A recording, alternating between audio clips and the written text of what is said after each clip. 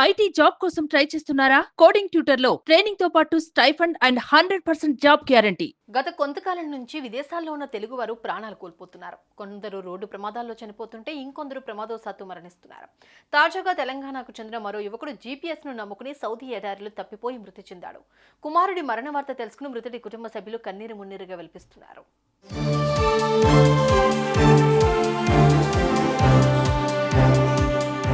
కరీంనగర్కి చెందిన షాబాజ్ ఖాన్ అనే 27 ఏళ్ల యువకుడు బతుకు తెరువు కోసం గతంలో సౌదీ వెళ్లాడు.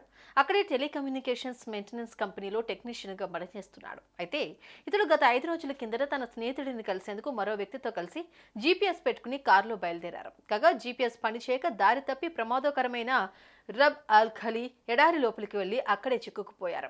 అదే సమయానికి ఫోన్లు ఛార్జింగ్ కూడా లేకపోవడంతో పాటు కారులో ఇంధనం కూడా అయిపోయింది. దీంతో వారికి ఏం చేయాలో అర్థం కాలేదు. అలా 4 రోజుల పాటు ఈ ఇద్దరు యువకులు దిక్కుతోచని స్థితిలో ఎడారిలోనే ఉండిపోయారు.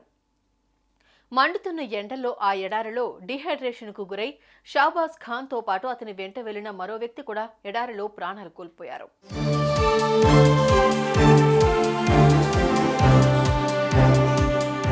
ఈ విషయం తెలుసుకున్న షాబాజ్ ఖాన్ తల్లిదండ్రులు, ఇతర కుటుంబ సభ్యులు గుండెలు పగిలేలా ఏడుస్తున్నారు.